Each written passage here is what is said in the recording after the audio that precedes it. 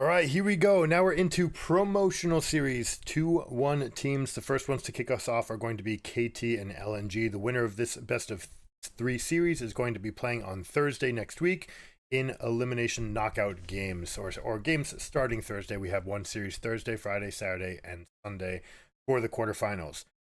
KT leads us off with Callista, Kaisa, Oriana. We got answers of Zaya, Rumble, and Azir, so the power picks are all gone from the patch, except Maokai gets picked up blue 1 from KT.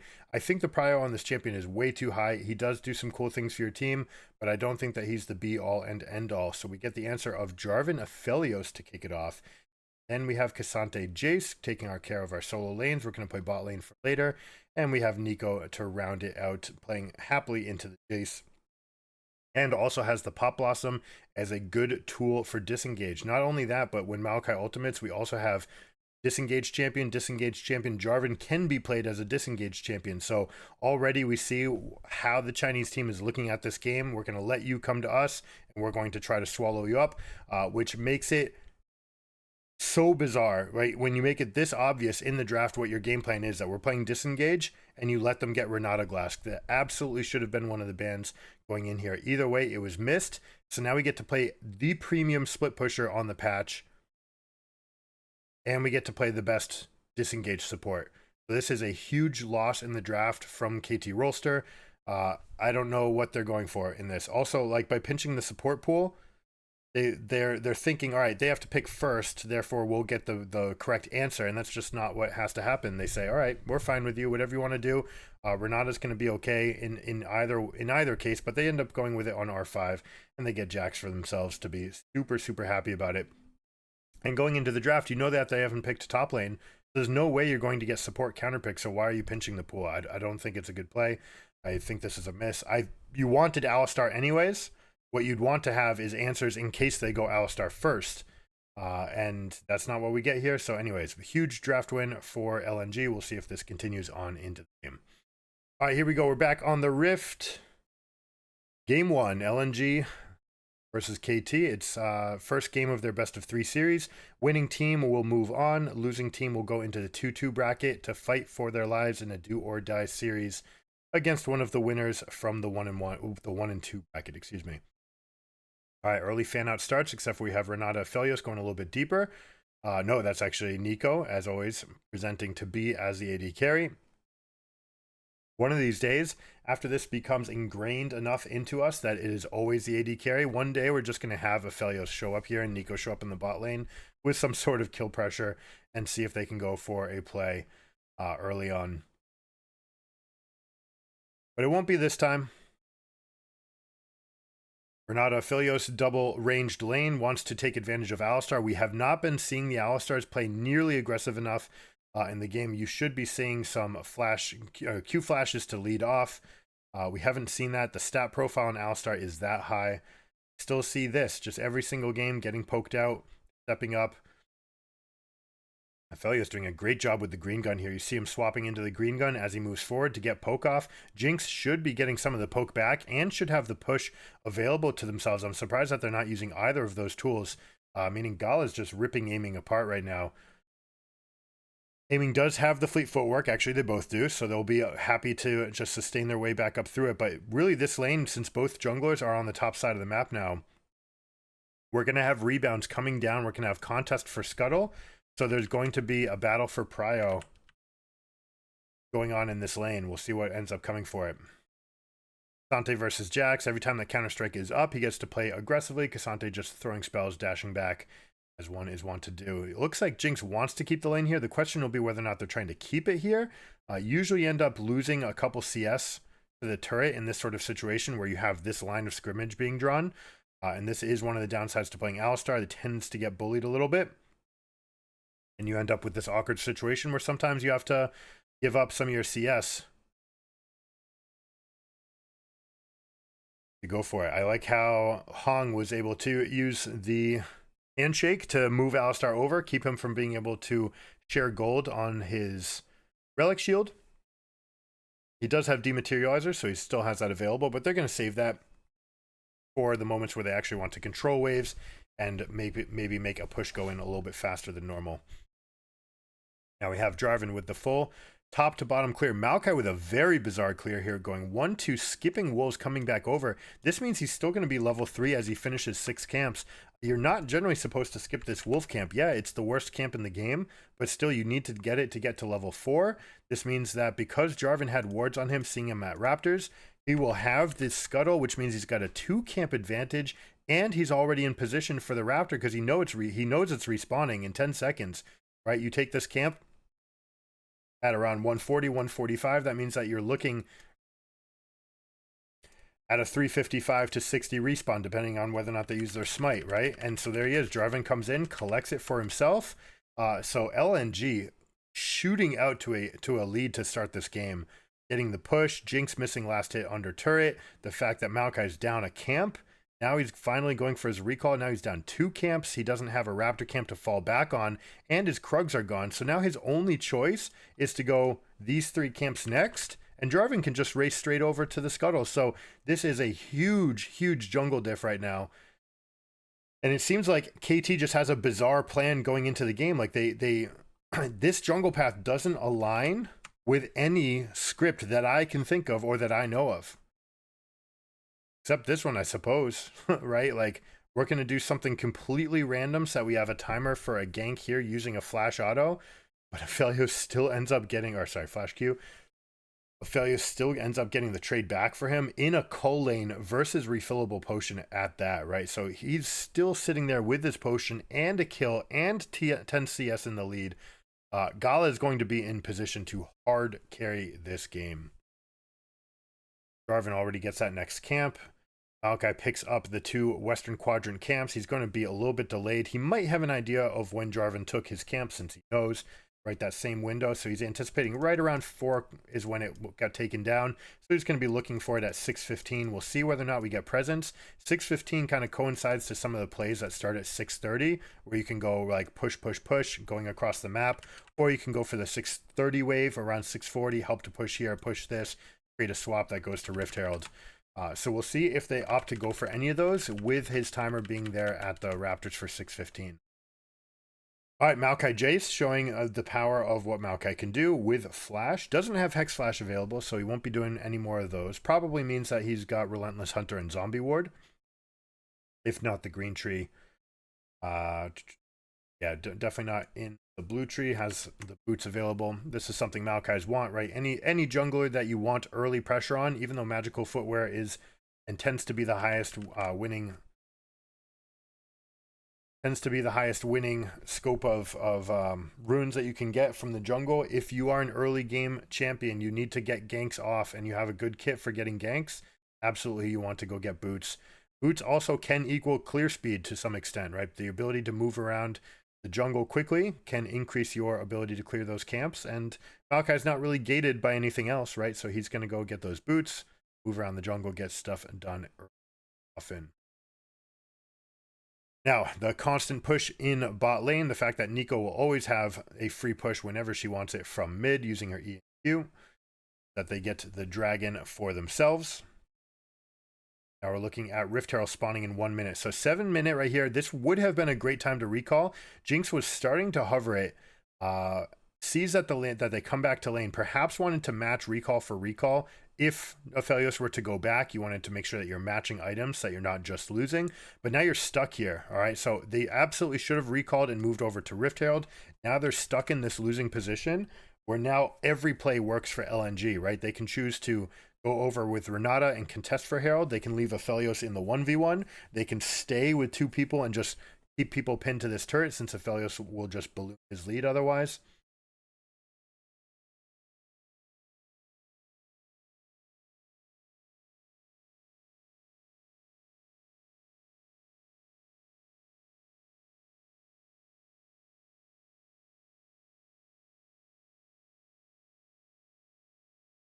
For what path they opt. It looks like Maokai's trying to go for the inside track here. Has to know that they have some amount of vision here. Jarvan also very happy to take this fight, especially with this huge item lead that he has. Right, we're talking about 700 gold in combat stats. So if you go blow for blow, Jarvan is absolutely going to win this. On top of that, he's got the Conqueror. Interesting to see Phase Rush here. not the most common rune on Maokai, but it is one that allows him to follow up and either get second Q off in the fight or come back. If he's the one to engage, he's able to get back. It's fine. It looks like Lehens is actually going to defend against him. Yep. Makes sense. He steps right in. The wards are there. No, he's just going to give it up. Jarvan's in the vicinity. The fact that Rift Herald was uncontested means that they have to know that Jarvan's down here. Look for Nico to get a push and then to rotate in here as well. We might get a 4v2. The Unleashed teleports are not online, so that's not something that's available to them. This feels like a miss. I feel like they could have gotten more. Jarvan just taking the next respawn of Raptors over and over and over. Hopefully he's thinking at a higher level than what skill capped has to offer. But, you know, that is something he's going to keep on doing. He's going to keep on punishing that respawn, keep on playing towards this side of the map, because as long as he's down here, their win condition is going to win, right? They can give up other pieces. They're basically investing everything into the Aphelios, saying like, hey, look, he's already got a 10 CS lead and a kill for himself. So as long as I stay down here, our win condition will be fairly easy. All right, you want to A-click. This is something when you're hiding as a minion. I like what he's doing. It's very hard to get that sequence right, especially pre-14 minutes while we're talking about the move speed of the minions. There's no good way to actually match their speed right now and their sequence, even if you go in, and especially if you're the fourth one, right? People talk about counting minions. I mentioned this before. If you're the first one, then as you're leading up, by the time they can actually see this, you're already in range to E. So there's that meme just kind of doesn't work. You can't actually stop them. If we get a Bob, doesn't actually go, oh no. The jump in response, okay. Actually missed an opportunity to Q while he was flying through the air to get him up. Ends up not wanting to waste the cooldown. We're going to give a kill. That's okay. Zika saying, I want to give it to the support. No, he just wants to get out. Oh my goodness. Zika with a great escape. Oh, all right. Well done. KT's not going to regret not chasing them, because that would have taken Jinx away from the turret. So Jinx has created a kill for herself by staying in the lane, killing the wave. You got 2 waves dead. We've got the multiple plates down. Now the Rift Herald's being used. This is how Rift Herald should be used to its maximum, especially when you need to get away from the Aphelios. This will springboard Jinx back into the game. Unfortunately, they're short by 1 hit right there. This won't necessarily go. All right, there it goes with the haymaker. There would have been a window if they chose to defend it. Instead, they go for the fight. They are very deep, which means that this teleport's actually going to be backbreaking here. Tarzan using EQ to buffer against the spells, but we're still going to have this big chase. Zika, there's no way you get out of this. The great escape last time, but now the gold is even. Aphelios having a huge lead for himself, has Stormrazor plus Zeal in pocket, so very much, no, he opts to pop out here. I was going to say you'd be not over-indexing, but, you know, super indexing on that ability to reposition in fights. This is very much a reach. Jace has the rotation over. Cassante, this is why you want your top laner down in bottom to defend against this. He gives up the least and he can teleport. Perhaps they had the timing wrong, but if you had all the information on board, you absolutely do not make this play as LNG. It means that they get everything punished. KT gets to get multiple kills. They finish the turret. That's going to be a point of pressure now. This northern quadrant can be invaded from 2 different angles. That's what you need to be able to unlock pressure in there. Also, once they have pressure here, we might see some flanking potential here from Alistar. So they're going to have to be careful. A scout will have to be careful about his. That said, this 30 CS advantage has the same amount of plates. Did share some of them. Jinx shared all of them. So no solo plates, whereas Aphelios got, I believe, 2 for himself. As you're moving up, when you're stepping up for plates with a carry, if you're a support, just step back for a moment. Step back. Let your carry get all the gold. You see a knockup, but it's under the base. Actually surprised Keen didn't try to all out. Use the all out during the Pop Blossom duration and actually just bring the Nico under turret while she's taking aggro. That would have been a completely fine play there. All right, KT first moved to the Dragon. They're here first. Renato is nowhere in position. Aphelios has been moved to top, so they will give this up. Again, you know, early Dragons, very, very meaningless when it comes down to the scope of what happens in the entire game.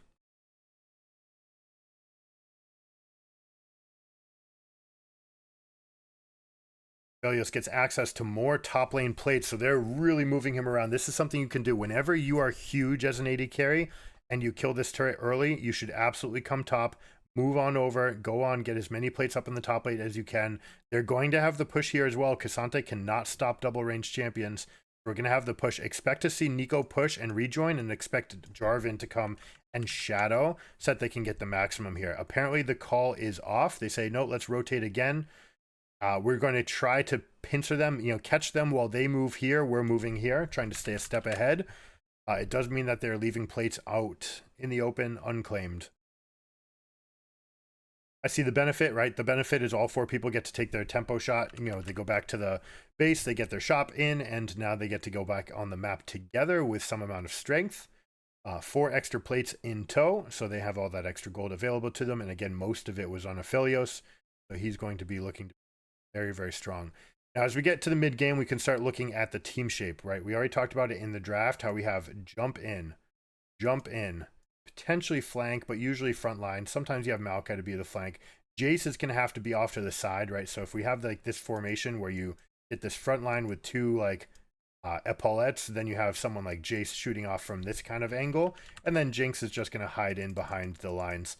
This sort of formation that is basically just trying to walk forward into you. From LNG, we have this bubble that says, all right, you want to walk to us, we will just keep on letting you come in. We'll just move backwards. We'll stay spread out. Make sure that we're not getting hit by multiple knockups from Alistar. And keeping a good formation, probably having something like 1, 2, 3, 4, 5, where you have your stronger champions here up in front. Jarvan, Jax, maybe. You might even have Jax from the side. Aphelios will always be here. Nico looking to just shroud from the side. And then Renata can be one of these 2 champions, again, looking to kind of cut the fight across if they do try to engage forward. And if they can set up that berserk, then it makes it very easy for Jarvan to hit or Nico to hit follow-up CC. But very much like, disengage into engage tends to be highly favorable. Aphelios has a very high win rate at the tournament right now, largely because he's always picked into this situation, right? You're trying to go into us. We can just play back. We're good. Now, it's worth discussing. There is a fallback pattern here. Jinx has enough range to be a poke champion. W is not nearly as good as Kai'Sa's W, but she can fall back into that pattern. We can go for Demonic Embrace and Jace poke from this build as well. So we could end up going poke for poke and challenge LNG to stay full health through the poking wars. The problem is that in a poke war, you lose to whoever has the better split. That's Jax. So if it goes poke for poke and no real progress gets made, then Jax will constantly be putting pressure on those side lanes, and that will eventually become damning. So all in all, LNG just has all the tools available. Scale through this game, play for the end game. I don't like how much they've given up and how easily they've given up the tools. Very much just trying to move Aphelios from wave to wave to wave. They know what their win condition is, though. They're putting all their eggs into this basket, saying, Gala's got us. We're good. We're good. 16 CS ahead of Jace, 25 ahead of Nico, and then 40 ahead of top lane. Like, insane CS lead here. Aphelios picking up 188 CS in under 17 minutes. They're really moving him along, trying to give him as much gold in the game. The gold in the game is finite, guys. There's a finite amount of gold, a maximum amount that you can get. So your ability to move quickly, go from resource to resource and collect them all is going to be a big indicator on whether or not you have all the resources available for the end of the game. You can take it to the extreme where you can have someone on your team holding waves and then having Aphelios go and like collect double stack, triple stacked wave, go side to side. Do it much like they do in Dota. They do it with the jungle camps. They pull the jungle camps that they respawn, and then they have their carry go and collect all of those. And that's how they springboard into the game. But in League of Legends, a little bit trickier to do it. The waves being a little bit harder to, or the jungle camps being much harder to align with the rest of the game plan. Now, Nico, as always, gets the push for herself. We're going to move over. Let's see if we end up getting our fight now. They're probably feeling strong enough. Look at the power on Aphelios right now. 2 completed items is going to feel very good going into this fight. Jinx, however, is approaching 2. Looks like we're going to get Gale Force from her, so trying to reposition in the fight. Kind of interesting, though. This is, like we said, front to back a lot of poking. I might expect her to try to actually get more damage in on that first chunk when she goes in, especially if she's going to get excited. You'd rather have Infinity Edge. But we have Gale Force to try to get herself away from these two effects. Absolutely Gale Forcing yourself out of the Renata ultimate is something you have to do, or cleansing it immediately, because one tap onto your team is all it takes for it to be a swung team fight if you get that big crit. All right, here we go. The rocket's going off. Whew.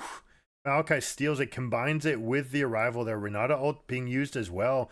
So KT playing phenomenally well around the map despite their weaknesses, going for strengths on the other side. I like how they moved to Jinx over that first time. Got all the plates. They springboarded her back into the game, and they are competitive. We've got a game on our hands here. Gold lead goes over. They've got 2 dragons as well. They may be able to fight against this Aphelios scaling. Big difference when it does come to the team fights, though. This ultimate, compared to this one, Aphelios can pop half your team by 40% of their HP before the fight even starts. Jinx is the opposite. She needs to wait for the fight to go, and then she can clean up for a significant chunk of damage, but she can never get that big blow up that can follow up on these 2 engagements. And she's got to be ramping up her attack speed with that minigun, looking to carry off of resets. So we'll see whether or not Keen is able to get that on Cassante. More likely in this game than in most, when you have reset champions, you absolutely want to try to turn them on. So you want to get Jinx excited, go all out. Pop here, combined with the smite. Boom, same frame. That thing did not move from 1490. It just did.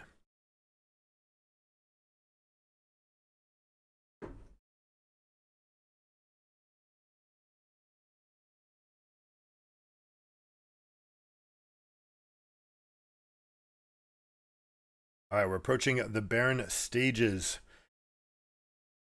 LNG cannot be happy with how this game has transpired. The fact that they had such a big lead and they're still going to have to deal with all of this from Jinx means that she's still scary in the fight. Demonic Embrace, plus we're going to finish Mirror Mana right now from Jace, means his poke is absolutely going to hurt. Thornmail, interesting adaptation, right? You've got like 70% of Jace's damage is physical. 100% of Jarvan, although they have armor shred. 100% of Aphelios.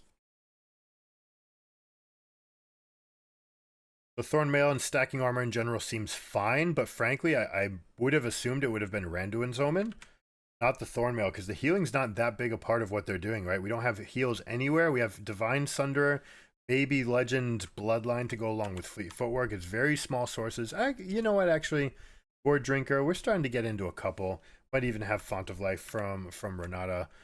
So there are some sources of healing. I guess we'll get some value out of it.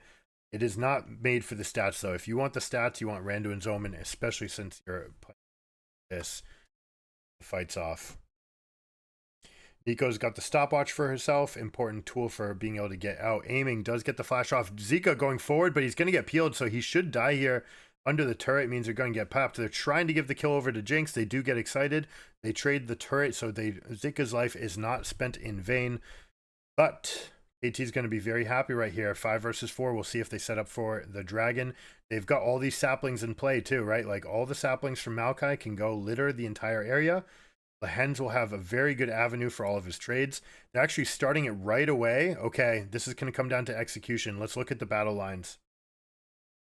We've got a flanking position here. Zika also has teleport available, so they need to be able to stall for 15 seconds, which means Aphelios probably going to front his ultimate, and even Nico might front their ultimate. There we go. We have Renata pushing them into one avenue, into a Nico pop. That's the one thing you couldn't have happen, is have her die, and then Renata brings Scala back to life as well. This is tragedy for KT Rolster.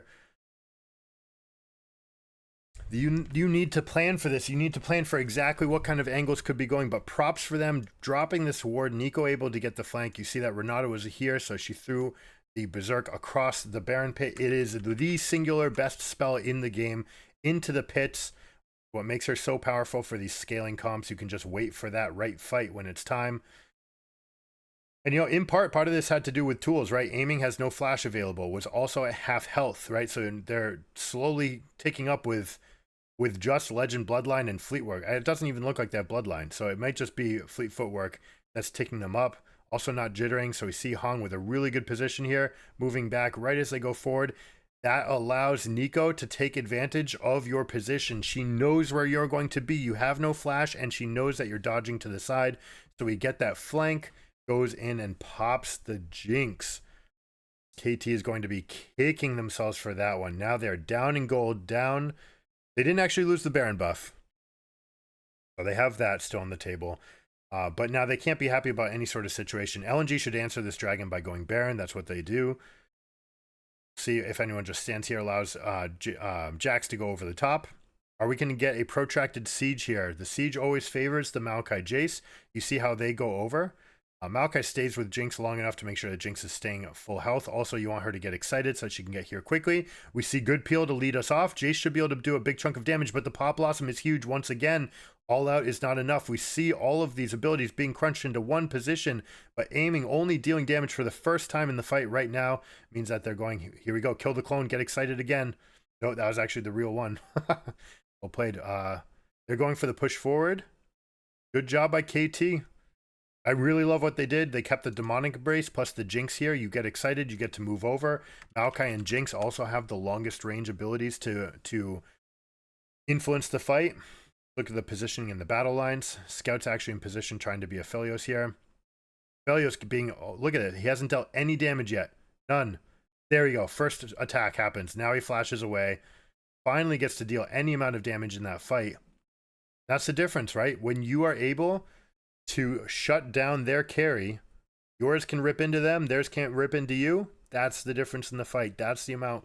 That's why this is an AD carry, folks. That's why this, we call it bot lane as well, but AD carries have the highest sustained damage over time.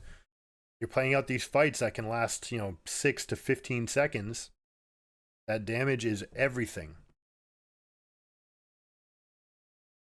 All right, Flash being down on Aphelios and up on aiming means that we're going to have an advantage for KT in the next team fight.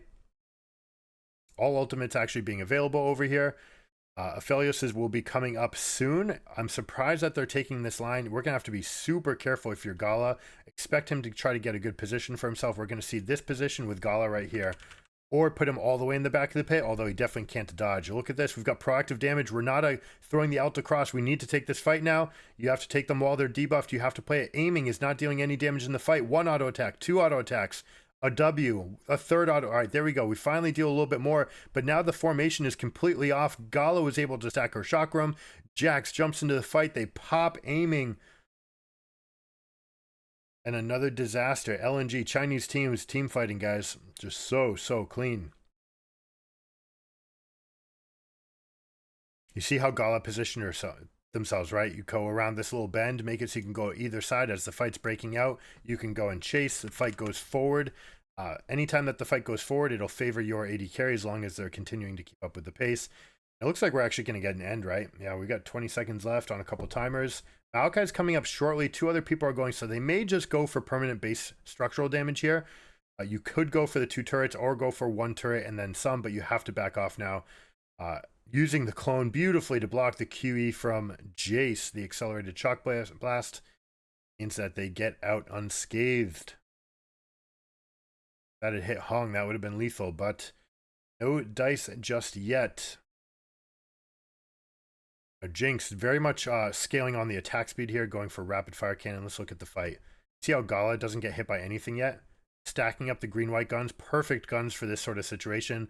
Red-white's better in a skirmish, but when we're talking about this long-range ability, green-white gun, look at how the chakrams stack up.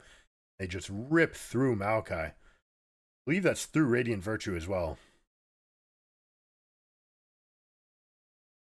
Hens peeling, trying to keep a couple guys alive. Keenan BDD survive, but the rest of the base is in shambles. Plus we have a significant gold influx there, having killed all the structures in this line.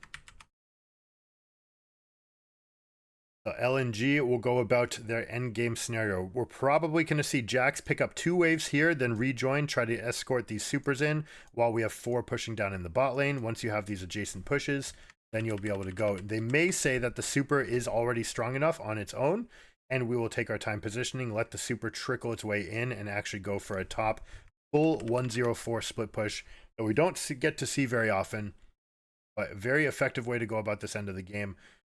Jack's making sure to cover his bases. He's rotating. He can go to the wave or he can rejoin. I think they're going to bring him in. They're really choosing what to do. No, he's taking Scuttle Crab. This is kind of bizarre.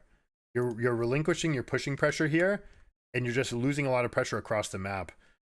Aphelios had the late rotation here. That was potentially exploitable. They don't see it. Jax takes a camp, has to swing back. It does have a double stacked wave. You want your team to come back here. You absolutely want to set up again for this. Dragons in 13 seconds. It is not worth backing off from your push to go get this dragon, guys. This is actually a pretty big miss from LNG. Right, you have checkmate on the board. You have two supers barreling in mid. You have Jackson here, and you've got 4 people with Baron going this way. You have teleports available. That's checkmate. It's actually on the board. You can actually just end the game. There is no counterplay to it. A sidestep just in case. That ability has a maximum. It can only deal 1200 damage. Whenever they patch that, that's probably a good patch. But either way, you don't want to leave it to chance whether or not you're winning with a smite or getting it just below that tick right at that moment. So they take the dragon, they walk back. The problem with this is that now you're letting the mid lane inhibitor respawn, and now you have no more points of strength. You've lost your Baron. Yes, you have a gold lead, but now you're only talking about a gold lead. We're talking about an item in the inventory of Aphelios's. Not even, right? It's stopwatch. I mean, stopwatch is better than crit cloak, but we're talking about stopwatch here. We have half items, just like half items here. 2 and 2, 3 and 2.5. That's it. We're talking about a completed redemption and a completed Zonias. That's the difference between these teams right now. That is not enough to claim that you can absolutely win this game. You are ahead. You are leading, but to relinquish all of your pressure to go get this dragon is a huge miss.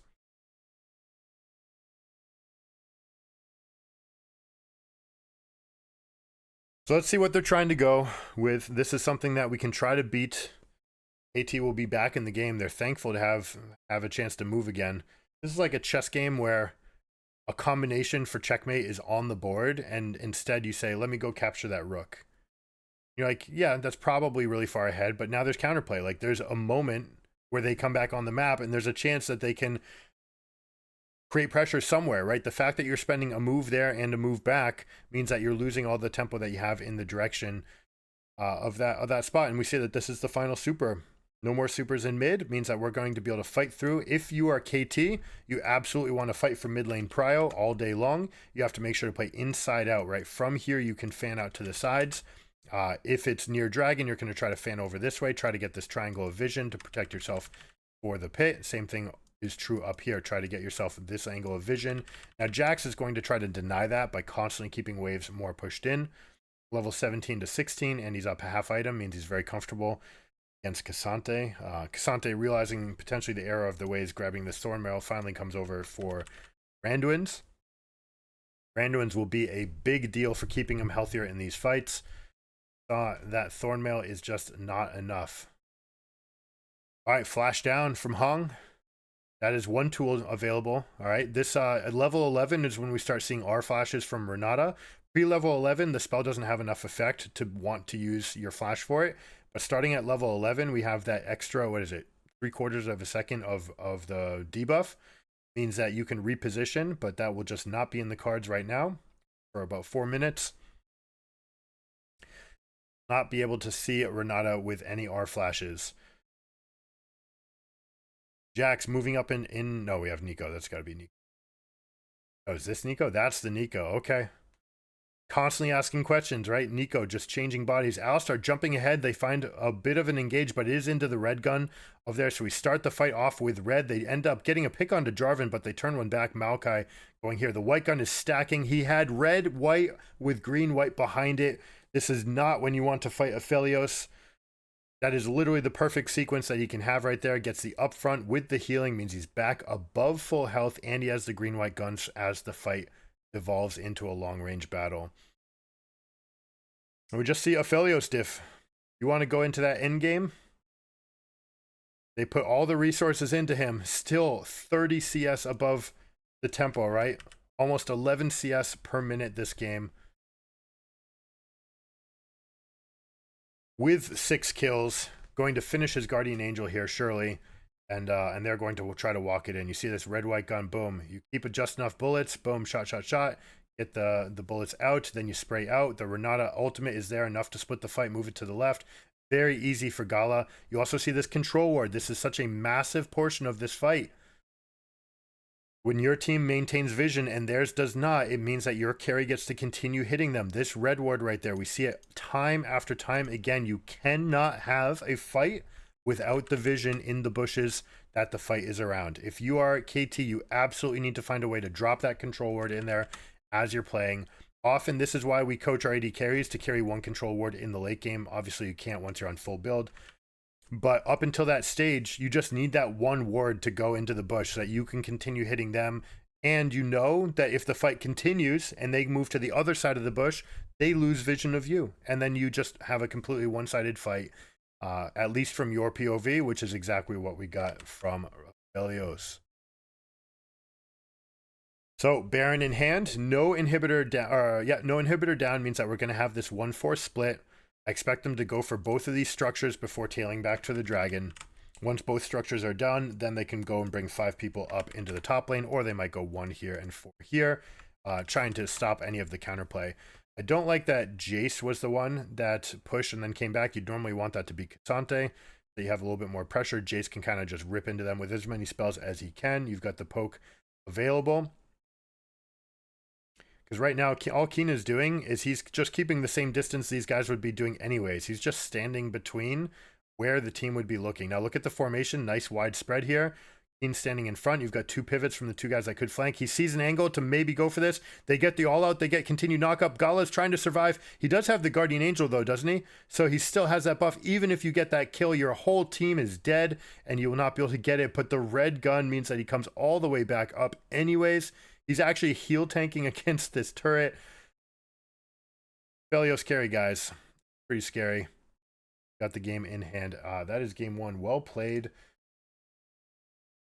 That was an exciting game, but you see the difference in scaling, how they put all the resources into one basket, and then they just continued to play for his strength. That control ward. Paramount. You need to get that control ward into that fight.